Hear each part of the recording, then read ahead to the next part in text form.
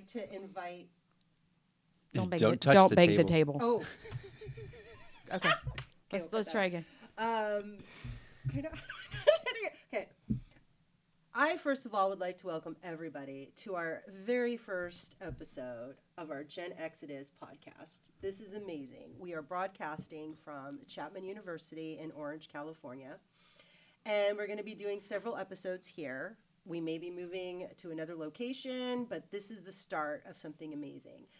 This is under the umbrella of my film festival, which is the Zeitgeist Film Festival. Shameless self-promotion here. And this has been an amalgamation of my life's journey, has brought me here. And this is my life's work, is what I'm doing. I would like to start off by thanking my amazing crew that's doing this by volunteer. It really means a lot to me. And I know during the pandemic, we all want to be like, oh, people are at their worst. We've gotten to this place in society where everybody's awful.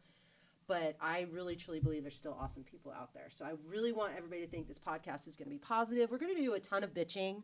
We're going to do a ton of banter. But no, at the end of the day, we really do want to have a sense of community and find our tribe and just have a good time. But we will bitch doing that because I think our generation loves to bitch. So I'd like to introduce everybody. We have our 2-cent Cam over there with Rachel Lee, who's also a Gen Xer. Hello. And she's going to just chime in her 2 cents every time she feels like saying something. And would you like to start off by telling us what Gen X means to you? What it means to be a Gen Xer? How you identify as a Gen Xer? Nothing like being put on the spot. Why am I first? Okay, we'll get back I'm just to kidding. you. We'll talk and then we can get back to you. No, it's fine. Yeah. I guess it's hard to say because it's just who I am. It's just how I grew up. I think it's interesting to have grown up at a time. I feel like we're like this mix of everything. Like I remember we had the one TV and I was the remote control. So it was like, go turn the TV up and turn the TV down. And I remember having my first remote. I remember the first microwaves. We've seen your technology. First remote? Did it have a cord attached to it? It had a cord. Absolutely. Absolutely. And, to see so many technologies come and go. Right, within our... we're not that old. No, we're not that the old. Pager. It was the most important thing. But beyond that, you've got cassette tapes and CDs and DVDs. Like new technology is really because we were the tail end. Like records had been around since like the 1900s, and we still had records and roller skates. So we were still like the technology of the last 50 years. Right. And the then last within of the analog. Yeah, the last of the analog. So within our lifetime, shit changed at a amazing. Yeah. So I've always just been I've just always been really wowed by technology and wowed by all of the things. And so to see it grow to what it is now, I find incredibly interesting. I also can see downsides to it because what I see is people splintering, and I see a loss of intimacy and people not knowing how to really forge real friendships or trust. It's hard to trust people that you haven't grown up with and formed such solid bonds with. So I always think it's funny because when we were at parties, if you were not talking to anybody and you were humiliated, you had to suffer. But now I see people, they have nobody to talk to. They got their phones. We had to suffer. We had to suffer. It was like you're humiliated. I know. So I feel like we're where's a little bit the bathroom? You'd run to the just wait until they take it even further with this whole metaverse that they're coming out with. People aren't going to be doing this anymore. They're going to be having their blinders on, and now you're going to have to be dealing with that. Okay. Yeah. It's Wall-E. We're just really trying to be Wall-E. Why? Now, can I ask you a question though about the technology? We saw it change. Do you feel like that you are on the cutting edge of it, or do you feel like you got left behind? Were we in somehow? the wake of it? Yeah. Do you know how to use the computers and the apps on the phone? You were one of those people that do. She knows how to use it, but she's not a social. It's not it's a technical tool for her, not a way of life. That's probably true. I mean, I'm on social media and I get on social media and all that kind of stuff, but I don't define to the degree. yourself by it. Yeah. Right. But I use it. Of course. I use it. We have to. But I don't. It's not my primary source of connection. Joy. Or information. Information, I would say probably. Oh, really? Okay. Yeah. I mean, I'm not going to go to a library. I'm going to get on the computer or my phone and Google something. Oh, but not social media, not Facebook, scrolling. Facebook information. Well, not Facebook, no. Yeah. I don't use social Facebook media very much. information. But okay, so for you, it's a technological definition. What about a sensibility? Like, do you feel like Gen Xers have a certain way of looking at life in general? Like, I think, how we but I look at think the that world? goes hand in hand because I think that there's a sense of wonder with Gen X where we kind of like are more curious and right? questioning. Because all this technology was like sci-fi to us. We're like, ooh, ah. Right. I mean, I remember, as a kid watching the Jetsons and being like, oh my God, how fucking cool would it be to have a watch on my wrist and I could talk to my to my friends during class. You're like, And now here I am at like 50 in grad school with the watch on my wrist and I text my friends during class. Like, I still want my flying car that turns into a briefcase, wow, though. I'm waiting for the that's not gonna hoverboard. happen. And where is my mechanical maid? Those are the two things I want that the I mechanical absolutely maid. need, Like, we need that. Where's Rosie? Yeah, but we've seen too many movies now and you see that they all come to life and kill you. So it's probably Yeah, we not that gotta, good of an can't idea. have self-aware androids. No, well, that's where we draw the line. All right, so we're defining our terms of what Gen X is, and I know a lot of listeners. There's going to be like, how it's so arbitrary. That's one of my PhD advisors is like, Gen X is arbitrary. So we're defining Gen X being born between the year 65 to the early 80s. It's debatable whether it's 1980, 82, 83. I guess it depends, right? We only got 15 years. Boomers get 20 years of definition. And what is it than just being born within that age? Because we're going to talk about how the Gen Xers can't all be clumped in. Neither can any generation be all clumped into one category. But there are certain sensibilities that a generation is defined by. And that's what we're going to be discussing today in our first episode. So the first time the word Gen X, Generation X, was really known was Billy Idol's first band, Generation X. And that's late 70s, the punk rock band before he went solo. And then years later, in 1991, Douglas Copeland wrote a book, Generation X. And this is when like the actual generation was named. Okay. So since the 90s, then Gen X actually had an identity. So I guess throughout the 80s, we were just kind of going along with the boomers. We didn't have a name. Yeah, but prior to that, you had everybody else had a name, and they just gave us this kind of generic. Well, sorry, didn't mean to do the table. So what does X mean? X marks the spot. X is a variable. Like, why do we go from boomers to X? Because then there's Y, Z, and they're going to alpha now. Yeah, but so that's a why rip off X? of X. That's what I'm saying. So why do we go from boomers to X? Well, I don't know. I always thought it was like the 10th generation and we just happen to be an X. Am I making that up in my brain? Well, see, and this is funny because Scott and I last night were scrolling like the definition of Gen X. What does it mean? And a lot of people were saying because we're unidentified and we were kind of we're also the lost generation. So it is like a variable. When you don't know the word for a number, you put X in algebra. So we just didn't have that definition. We were the first generation to really grow up without parents being latchkey kids, divorce. We came home to a television set. Yeah, MTV generation. Absolutely, So and that's where I think the wild streak and the party, pop culture and definition, the lack of kind of respecting authority comes from.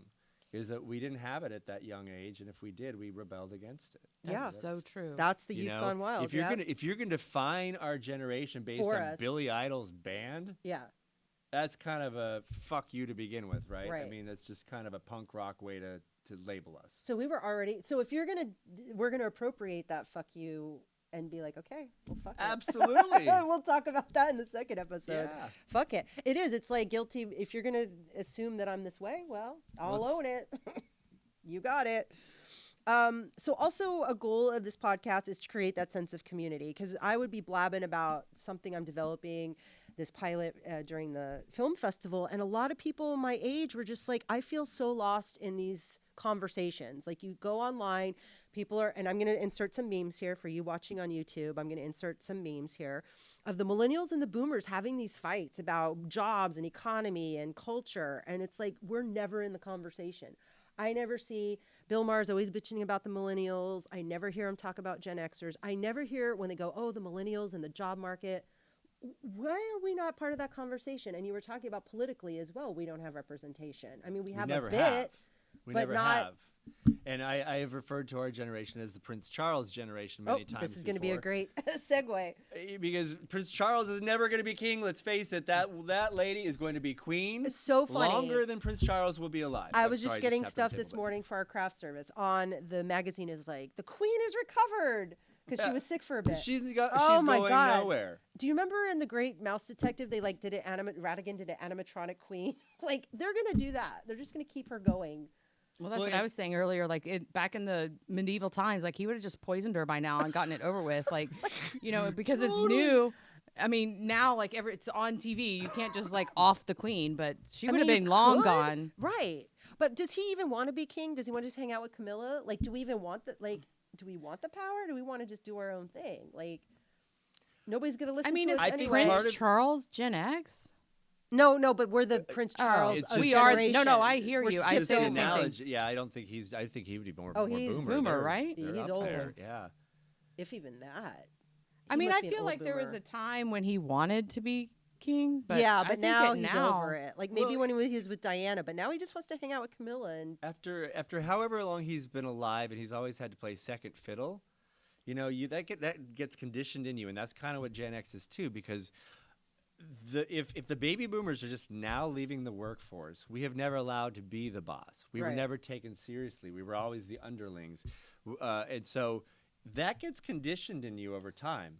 And you start to believe that. I don't think Prince Charles would ever want to be king. So when I don't think he has the self-esteem to be king. I think he's been browbeaten for so long that, When the last election was coming up, I was talking to a family member. That's a generalization, though. And right, but we can generalize here. Prince Charles is like, wait a minute. Yeah, I don't know Prince Charles, and I really don't know the monarchy. I'm using him as just first episode lawsuit. Okay, that would be Prince Charles is like, I can just offer. I didn't know that. Here's the thing. So my family member was going to vote for Mayor Bloomberg. And I'm like, Andrew Yang, I feel, is just such a great candidate. And he's my age, right? And she's like, we don't trust you guys. I'm like, you guys, we're 40s, 50s. Like, when are you going to trust us? Like, I crashed the car once in 93. I'm still not allowed to drive the family car. Well, even... When are you going to let us do stuff? It's Alexandra or Allie. I don't know. Are you Allie? Alexandra? Call me Allie. Okay. So it's Allie's birthday today, and I was just overheard the conversation you had with your parents. Getting ready for the podcast. And your mom says, oh, I had to call because I wanted to wish my little girl a happy birthday. And your dad said, oh, little Allie Schmally. And it's harmless to them. They mean it, I know your parents, and they don't mean it with any animosity towards you or whatever else, but you're what, can I say your age? Yes, I'm 46 You're 46 today. years old today. Right. You are a grown woman. They You're treat not me like Allie I'm Schmally. 16. You're not a little girl. You're a grown woman, and that's kind of how the baby boomers will always see us. My mother tells me all the time, you'll always be my little boy. And, hey, it's endearing and heartwarming to think, oh, I'm always her little boy. But at the same point in time, if you never see me as a man, how are you ever going to take me seriously? And they don't. And that's at least part our of parents. the problem. It's not the same experience for everybody. No.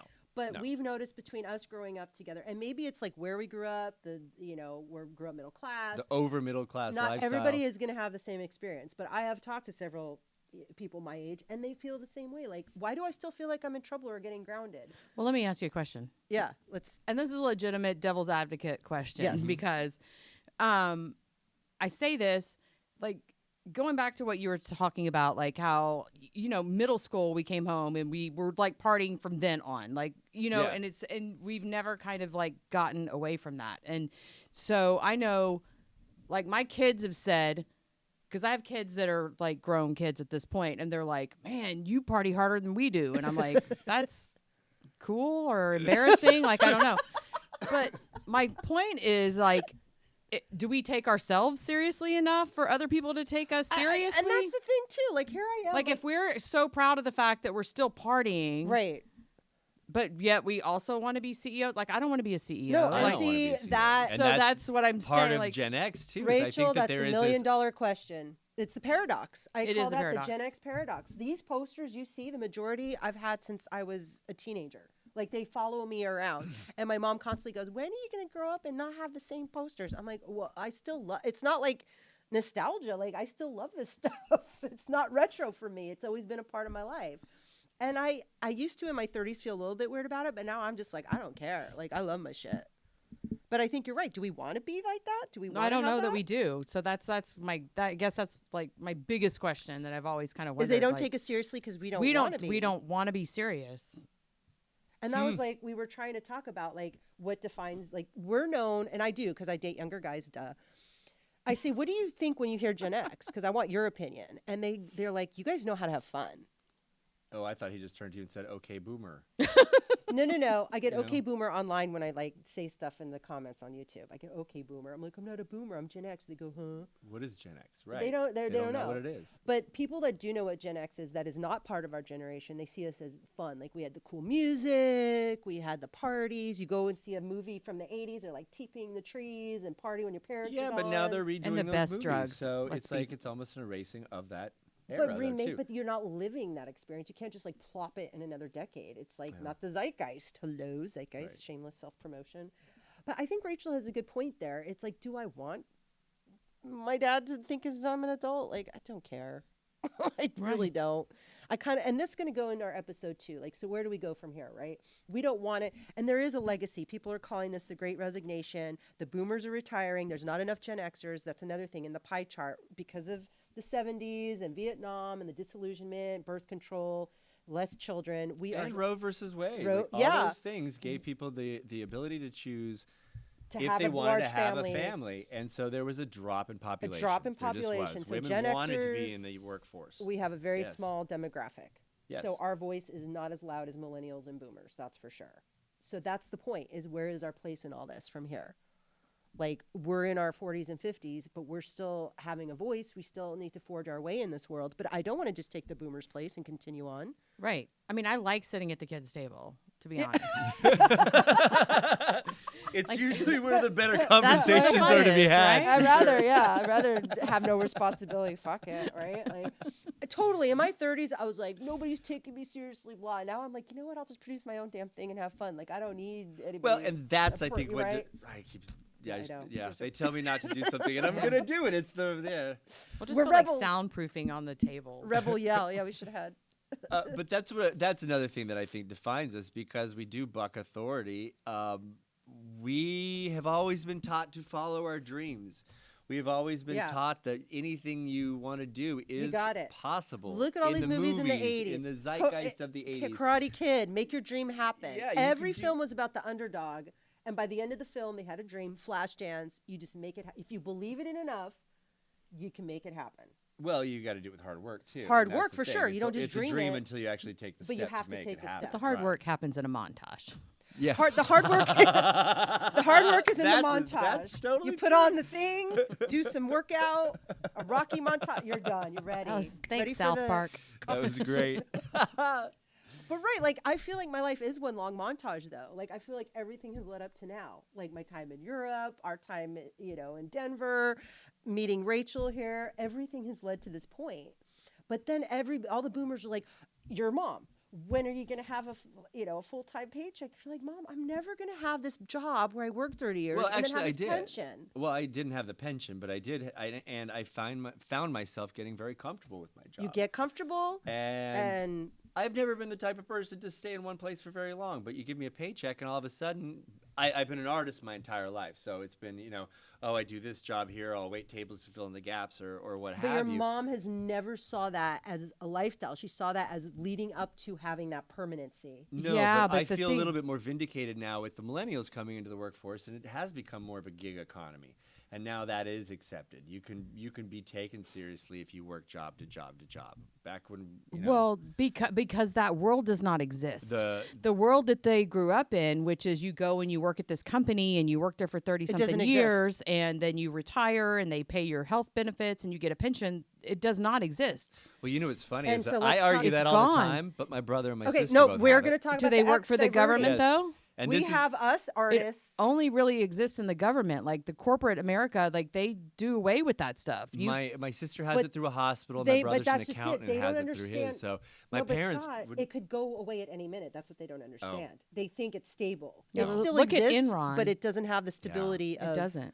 that they think it does. And that's the thing. It's like this hallucinogenic fever dream that they have. They gave into the boomers' reality of you just have security, have a job, retire, you're done. And they don't realize the pandemic made us, and we're going to talk about that in the second episode, it made a lot of people reevaluate, is this what I really want? And some people are too fearful to take, but we've always had this lifestyle of job to job. So this was like our time to just take the chances, move Sense here, of do adventure. this. Yes. But to people like my sister and his sister and the boomers, they can't even fathom. Well, my sister's not a boomer. No, I but just talked, Gen X is kind of pointing at how it's set up. You have this X and you have these two paths that cross and diverge. And I think half of that X is the lost, what we're talking about right now. Right. Those of us here in this room that are piping in. And the other half is my Your brother, my sister, sister, who bought into the sister. baby boomer mentality. And they actually are thriving with that mentality still to this day. But for how long? We've this pandemic made everything incredibly fragile. We noticed that, my stable job, my paycheck that I finally attained went away overnight. But that's why people have this fear of holding on to the past, because the future is so uncertain. Our future has always been uncertain. Right. So it's no different for us. But for people like them, the thought of losing their job they've had for 10, 15, 20 years is absolutely abhorrent. So they have to ignore it or deny it, or it's not happening. Shoot, when we were in Denver, we each had 13, 14 jobs. Oh, I quit jobs that day and got another one. Like my supervisor at Menwood, she's like, "Oh, are you cut?" I'm like, "Pretty much." I'm Just out. walked out like deuces. I would quit jobs and get one like the next hour. But to a lot of But people, that's important. Denver, man. I lived Oh, in Denver. Denver. It was the same thing. It's Yeah. like you just walk out of a job and just go to the restaurant next door. Yeah. That's still happening there. Well, but the restaurant industry, we're going to talk about this Has in the now next been episode. decimated. Has now been That's decimated. true. So there really isn't even that well. 1.2 million in the industry since 2020, since the pandemic. 1.2 million have left the industry by choice. Now that we're back, they don't want to go back. They see that you're getting $2 minimum wage an hour, being treated like, "Get me a side ranch, this and that." They're like, "I don't want this. I'm expendable. I don't have benefits. I'm not coming back." How is my life to be a servant to somebody else? Right. To be in the service industry is one thing, but the way the tip structure's set up and everything else, it creates this. I am better than thou, and I'm not gonna lie. I don't think my sister went into the Army right after high school. She never had like a shit job. You and I have had so many shit jobs. Absolutely, because we've had to make things work, and that's why I think we're poised for a. So the world that the we live in society now, moving we're forward. more I would ready than argue that we somebody. are. Yeah, than somebody that my sister has had structure and stability her entire life. If that gets shaken up, me and you are just like, okay, Which what's it's next? Yeah, about me too. Right? Like, Yeah, no, I mean, I've always just jumped from job to job. And I mean, so it was just like, oh, okay, this is what we're doing now. Cool. Yeah.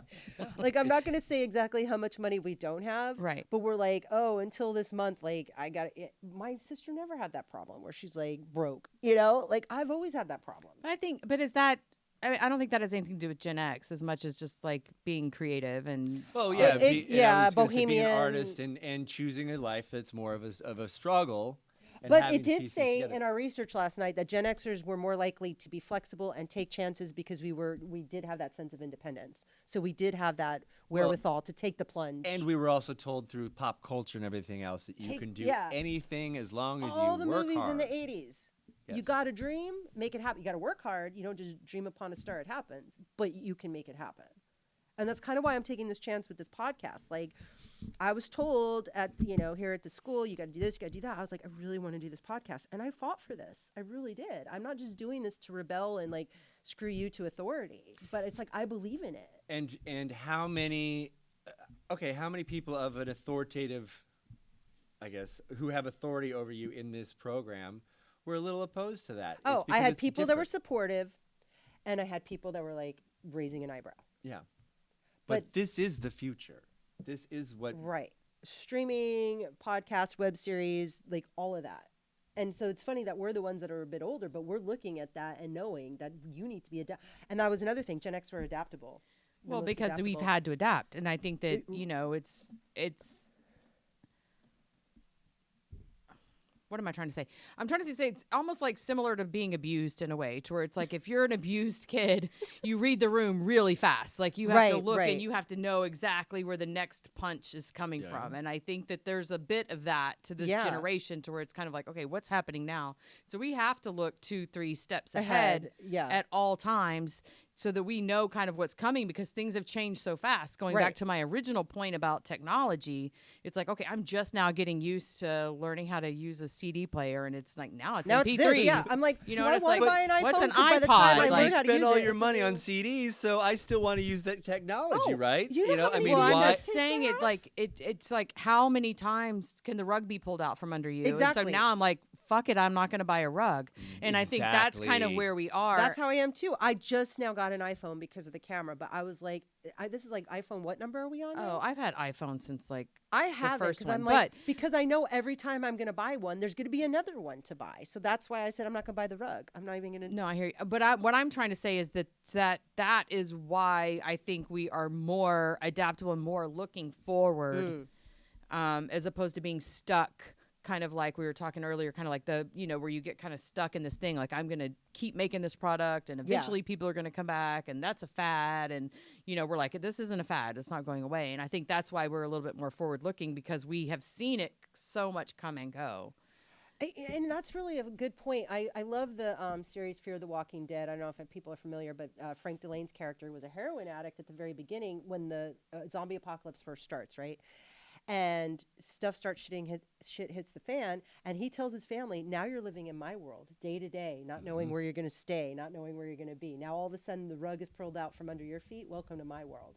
So I feel the pandemic did that to the world. It's like, welcome to welcome to our world of like, you may not know where your next job is, or you have to think ahead and not be set on your job you've had for 30 years. Like, you need to think outside the box. Where society is right now, we're all standing on that rug, and the hands are on the side of it, getting ready to pull it out. And we're like, okay. They we are. gotta The be ready for signs are this. all there with the global warming and the shortages that are going on right now.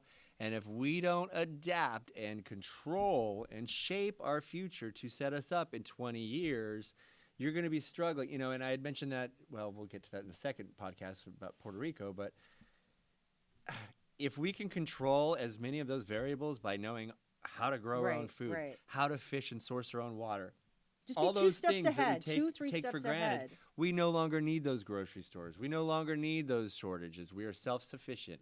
We can control our own energy supplies. But even before that, like doing a podcast or a web series or doing your own YouTube, like you're taking, I love the film industry, but I'm not going to be working at a studio that may or may not be there in 10 years. I'm taking my project with me wherever I go. So it's like we're still in the industry, but we're like making it adaptable to the world we're going to be living in. This isn't going away. The way COVID has changed the structure. Like 9/11 changed everything. This has changed everything. And if you think we're just going to go back to this pre-pandemic like Shangri-La, it's not going to happen. Currently I work in theater, and I've seen theater just be decimated. That's why by you're this like, whole goodbye. thing. Yeah. And it has helped me make this decision to move to Puerto Rico. But there's also a faction of society that's just in denial about the whole thing too. Total denial. Because theater's back open, let's return back to normal. Well, it gives me anxiety to see everybody sitting in there with their masks. It gives me anxiety to see, a room full of people masked, and I understand that it needs to be there because it's, that's what the CDC tells us, and I actually believe what the CDC tells me. But it's uncanny. It's surreal. It is surreal. For my brain to be wrapped around it, it's surreal. And the other night, right before I left Iowa to come out to L.A., we had our opening night show of Elf the Musical. And the audience was packed. There was 330 people in a 360-seat house. So, I mean, Were they wearing masks or no? Everyone was masked up. It wasn't the same. It was surreal, and I had to leave the room. Faces. I was like, I can't be in here. I'm a social, and that's another thing I wanted to say. We're social. Like you said, read the room. We read the room. Like I know if I go to a party and the vibe is like, I'm like, shit's gonna go. I always would leave a party before like fights would happen. Like I knew. Or she'd call the cops. Or I call the cops on my own party. That one. We'll tell that story later. I had to. It was so out of control. I was like, please. 1996 Halloween party. I was like, I had to call. But so I think we're the last generation to like understand those social graces, to be devoid of technology and still talk to a person, a stranger. Like I know. And to be told to come home for dinner. This is no offense to millennials or anybody else here in the room, but I know a lot of you guys like don't answer the phone if you don't know the number, or I don't like talking on the phone, or I'd rather text. I'm like, I pick up. I'm like, hey, because before caller ID, you had to pick it up. It could be a bill collector, or it could be your grandma. You had to be ready, whoever it was, or your principal, or it could be your boyfriend. It could be that hot guy. You don't know because there was no caller ID. You just picked up. And the phone's ringing. you raced your siblings to pick up the phone. you raced your siblings to Yeah, answer the I- front I door. got like, who's it. at the front Yeah, door? I got you it. slide in your socks. Right. You know? Now it's like somebody's ringing the door. And nobody's you home. hide Yeah. behind your And couch. also, you can't do crank calls really anymore. Oh, No. funny story. When caller ID, so we used to call like people and sing the Never Ending Story. We'd call, be like, Never Ending Story. And so like this person called back. They're like, you better stop calling our house. We're like, how did they know it was us? Well, there was that function on the phone before caller ID. It was like what, *67, I where got you caller pushed and ID, you yeah. No, then caller star ID six came seven. first, Caller and ID then you came could do the first. *67 to erase your number. Yes. Oh, is that what it was? You yeah, had there it was and you some sort plugged of it in. programming. It was next to your answering machine, and it was like call coming in from this number. But there was also the *69, which called them Bit back, back. Yes, that was the one. Yes.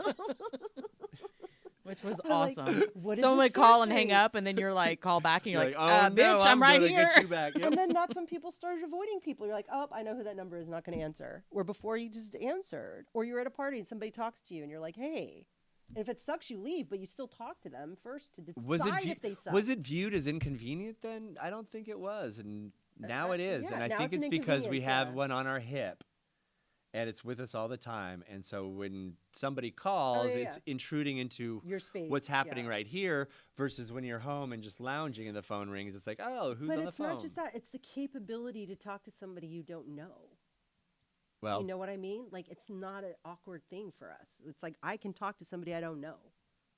Well, and that's a difference that I've noticed in Puerto Rico too. You know, when I'm out here in the States, especially in a city type of environment, the use of cell phones is, I mean, it's everywhere. It is absolutely everywhere. When I'm in Puerto Rico, people aren't on their phones. They're standing in the street talking with one another. They're still having that. It feels like you step into the 1970s. It feels like you're in 1980s. Is it not just because they drive with an open container of beer in Well, their they car? sure do, because the cops leave them alone. It isn't this police, Right, police state out state, there. and we're like, oh shit, know? I'm going to get pulled But over. conversely, though, you know, you're heading up the side of a mountain and there is no guardrail. So there is no infrastructure. Well, and how's the cell service though? I mean, It's actually pretty good. It's And I good, so won't it's not a say problem the of name being of the spotty. carrier. But because there can be blackouts, and we're like, okay, Oh, yeah. there's a blackout, let's go to the beach. Like, we're going to be okay with that. Absolutely. We're cutting down. Okay, so let's get back. We're going to talk more about Puerto Rico. Let's get back to you the haven't even boomers. introduced me. I know. This is some rando. Wow. Right? We should. Who's the We just director of started this? getting into talking, and We you got haven't like introduced 15 me. should be minutes left, and we're fired. just now getting to the. Okay. So Scott and I have been friends since 1993, and we met at theater in high school, and literally just started talking to each other. He's like, "Let's make pizza for the thespian picnic." We're like, "Okay." We made a mess at your mom's house. She was mad Absolutely. at me. So is this the one zoom in we got here? Here we go. This is our pic. Do you want to explain what this is? Yeah, it's prom from 1994. She was my prom date. You made a and decision. I made a decision and To took take her me. to prom. And What are we singing here? ABBA. well, but we always beat to our own drum, though, because in that picture, and you can't really tell, we're dressed in Shakespearean garb. So Right. it We wasn't went- even we that went we to wore the prom. tuxedos No, and the we this went and the all that. It was, grandiose. yeah, and we were always kind of on that same creative, But strange we like page. this picture because it still captures like Our who we essence. are, right? Absolutely. Like it's our essence, and so this is still who we are today. Like I don't look at like some people look at their pictures like I can't believe I had that haircut. I can't believe I listened to that music. We're like, let's get this Yeah. right now. But I framed this for the last day of school, and he's had it ever since. And he's even taking this to Puerto Rico with him. So I love this because it's who we are. And so not only that, though, our journeys have been kind of parallel throughout the years. I mean, we've kind of diverged when you went to Chicago, but we've came back together, produced some plays together. But now we're like, let's collaborate again. And we're at a place in our lives where we're like, hey, like we are lifelong friends. Like we not only that, we know each other, we know each other's sensibilities. He knows when I'm grumpy in the morning. Like it's basically being married, but without the like nonsense. Like No. we're not. Or the living together. Yeah, we're live together. So this is great. So I thought it'd be great to have you as our first guest because these are the conversations we have on the phone. And I'm like, oh my God, I wish we record that conversation. This is so great. So to have an initial episode with you, you know, getting this all formatted and you. Well, no, and I love being out here, so thank you for inviting So me. yeah, This is so great. this is Scott. Did you want to say what you do in your real life, or? Well, currently I work for a theater company out in Iowa. We don't need to plug Yeah. names, but we do a children's theater and an adult theater. I've worked there for the past 8 years. Like I said earlier in this podcast, you know, I kind of got comfortable, which I've never let grass grow underneath my feet before. But out of everybody that graduated in our theater, like we're the only two that are still like Still in doing the things arts. in the arts, And yeah. everybody on like we're the heroes. Like everybody's like, oh, you and Scott are still friends. You and Scott are still doing that. Like it's some big deal. It's like no, we had dreams and we like stuck to them. What are you guys all doing? Like, Well, it's we also, and no offense if you do have children, but we don't have children, so we were allowed to be we a had little that bit freedom. more Yeah. flitty about life, and we didn't have anybody that we needed to take care of other Yeah. than my cat or my dog at the Right. time, you know, and that's it's a freedom that a lot of people don't have. Okay. So awesome to have you here. Let's get to the boomers real quick because we're gonna wind down this episode quick. Time to fly. But Yeah. I don't believe we put him on the spot about what Gen X means to him. Oh yeah. Good call, 2 cent Cam. Thanks. Gen X, That's my why 2 we have- cents. That's why we have you. I would That's why we completely have you. agree with your sense of lack of technology because I think that's kind of what defines us. Yeah. We We were had Apple IIe, Oregon Trail. we were a generation Logo. that actually had friends that came and knocked on our door, and we Right. were out in the street corner in the cul-de-sacs, and we Come were home when playing the and street riding lights bikes, come and on. you know, just make sure you're home for dinner. And if we weren't, I heard my mom yell down the street, and she'd get me. It was never about don't talk to strangers. I mean, I guess that creeped in a there was little stranger bit with some of danger, those, but you know. You had McGruff, the take a bite out McGruff, of crime. the crime The dog. crime yeah. dog. Don't talk to strangers. But it was that sense of Oh, just we had the freedom. razor blades and the apples at at That was a Halloween. myth. That was cool. That was a myth. Just because you were goth. That was goth.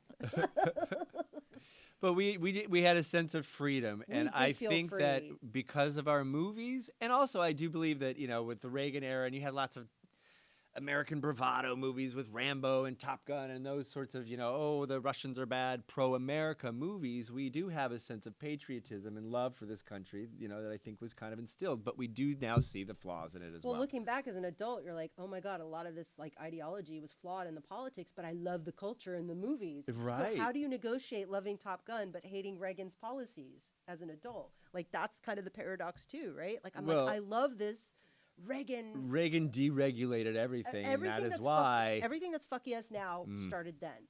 Yes. But I still love all the culture that came out of that time. So how do Absolutely. you negotiate your identity knowing? Well, because what you we just know have to now? look at it almost through a nostalgic lens. It It's was your nostalgia. childhood. It's It Yeah, was we your were childhood. kids.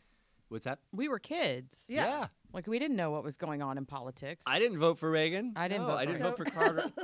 I was born I the probably day would've Jimmy voted- Carter was elected, and I think he's one of the most know. underrated presidents ever. I mean, he had solar panels on the roof. This He was in did the have- 70s, My and grandpa Reagan was ripped him off. a solar salesman back in the 70s. Really? Really? Oh, that's so cool. Yeah, I remember. You know, there was this guy who had this weird electric car, and you know, it was one of the first things that I ever seen. And he had tons of batteries in this thing, and it What was about my like dad who knew the guy that did the alternative fuel and then he They disappeared? disappeared. Yeah, they disappeared. My They didn't- dad will tell that story to anybody that listens. Yeah. This guy had an alternative fuel and then he disappeared.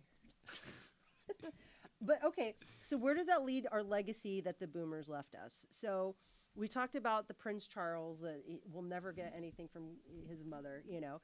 I thought this, okay, so we're going to get this guy as a guest at some point. Bruce Cannon Gibney wrote a book, A Generation Recent. of Sociopaths, How the Baby Boomers Betrayed America. And this isn't a book about bitching, oh, the boomers suck, the boomers are...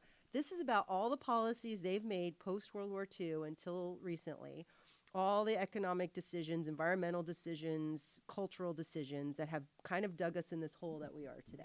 The ignoring of global warming. When I'm that not going drumbeat to has read the been entire there. book to you, but I find it very ironic that the the little quote where they start a book off, and I'm not sure if people are familiar with Kronos, the Greek mythological figure, but he swallowed his children so they wouldn't, usurp Succeed him. him. They wouldn't succeed him. So we were talking about that.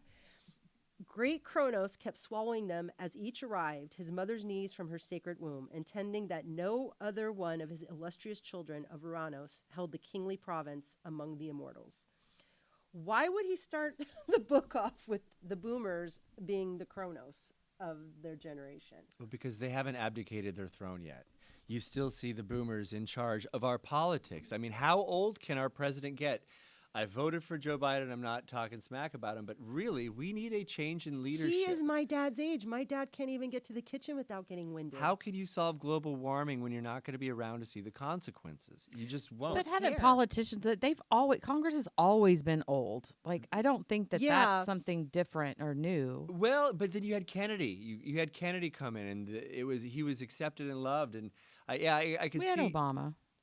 We did have Obama, but he's still part of the baby boomer. He's on the very He's edge a boomer. of it. He's on the cusp. Yeah, Because yeah. I wondered last night. We actually looked up his age, But and like, he's there just should on be the cusp. more AOCs, and I know, like, I'm not a big. I hate Bobart, but like, there's like there's a handful of younger people. Well, and then the people who are of our generation who are in there are a lot of wackadoodles too. There's They're so many There's a lot of wackadoodles. wackadoodles.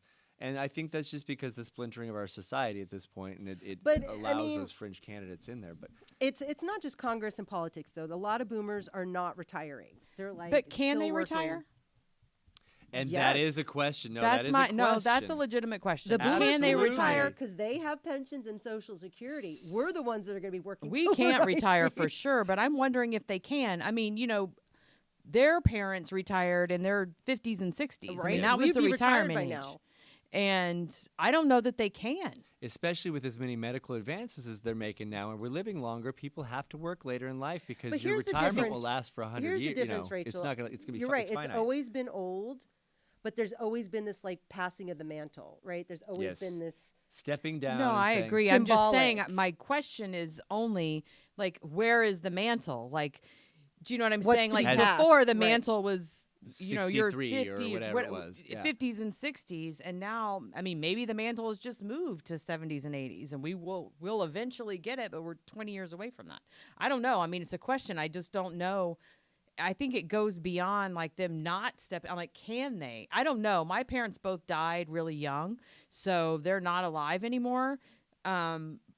So I don't know. Like, would their house have been paid off? But the cost of living has increased. Oh. But the wages don't match. Like even for them. So I don't know.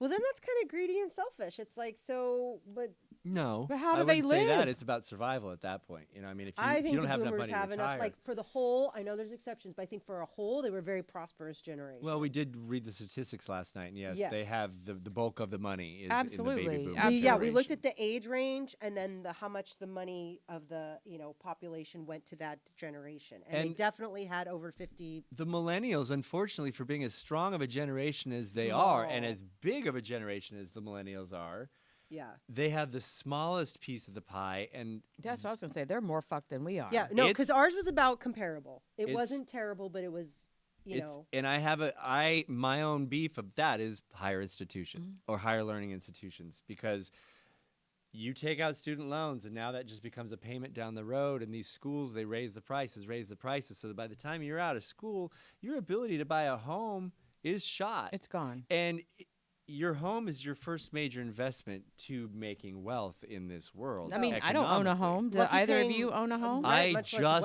wealth. I used to I owned a condo in Chicago. I bought one. This was in 2005, right before the economy collapsed. And I'd always been told real estate is the best investment. The economy Not in collapsed. In my 2008. circumstances, I had to sell, and I lost my shirt. me too. I lost my shirt on the condo. And actually, yes, I did. I can't say I did just. I'm closing on a house in January. Oh, good. In Isabela, Puerto Rico. Yeah. So I'm very That's excited. second episode. Yeah. Yeah. And I was just curious because I know, like, I owned 3 homes, I guess, but I haven't owned a home since 2008, and I can't see a circumstance where I'll own anything from here on out. Especially in California, it's Yeah, so, California, so but- expensive here. It is so expensive here. Do you know in my rent in Iowa right now I pay $350 a month? Oh my God. Right. So Yeah, but you live see in how much extra Waterloo. money there is. Hey, but I've been able to be creatively satisfied for the last 10 years because I work in theater out there, and there's a theater company I work for is over 100 years old. There's a vibrant arts community, out there. And so I have been lucky in my environment. You also have a significant other. How would I date in Waterloo? We met in Waterloo, so it's possible to meet somebody anywhere, really. I think that's more about the time of your life. and Okay, where you so are. we're winding down.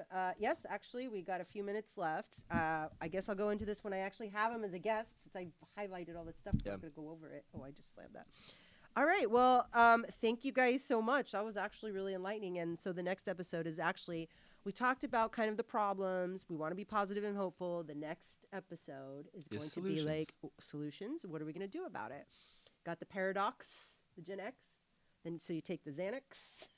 then you exodus. Then you exodus. So where do we go from here? That's going to be what we're talking about probably continually throughout the series is how do we keep our mark and our voice in contemporary culture? Well, as and Gen how do we Xers? survive in a rapidly changing environment that's going to be completely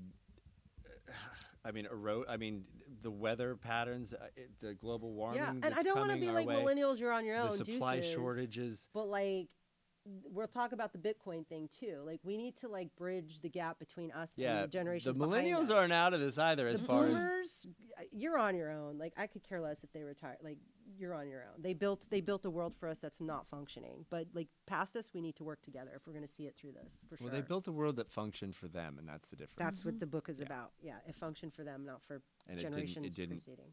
Well, and that goes back to again to what I was talking about technology and things just progressing. Like that is a model that cannot progress.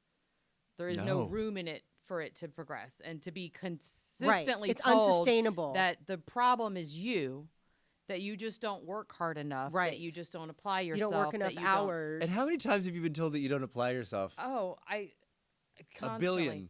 And- Yes. But the thing is, the system is rigged. Yeah. It's completely rigged. Like you can work yourself 80 to death. hours, I mean, I worked I went and, I started off in writing and wanted to be a writer and all that kind of stuff. And then did my corporate thing and went and I got a job I remember I got a job at Compaq and I was like, oh my God, this is a job I can work at forever. I made it. I did it. And what happens? They get bought out by HP and I get laid off. So it's like, and it was just, okay, well, that's gone. So now I've got to start over. And at that point, I had 10 years in, and it's like I was And then what first do I do one now? out. Yeah. And so then I just went, and then I went back and I had to go. And every time you have to get a new job, your pay goes down, it goes down, it goes down, it goes down. Yeah. And so I'm like, fuck the corporate world, I'm out. But, there's a lot of people that are still doing it and they're able to, but the world of going and getting and having one job and staying at that one job and buying your For house 30 and staying years, at that one right. house and passing that house down to your kids, that's gone. But the boomers keep saying that's the way. Like, that's the only way. The only way. Well, they will Right. die on that Only hill. way. Only way. Our So parents think, even post-pandemic, that's what we have to do. It's unbelievable. Well, if you had a house and you had a stable job, look what would happen, which is just not true. But all the policies are based on that model. Yes. And that's what needs to change, I think. Because it's crumbling. It doesn't Well sustain said. that stuff. Definitely. And on that note, Yeah, that's Well, the, okay. that's the mic drop. and on that note, there's nothing else to say. Deuces. Okay. Awesome. Cut.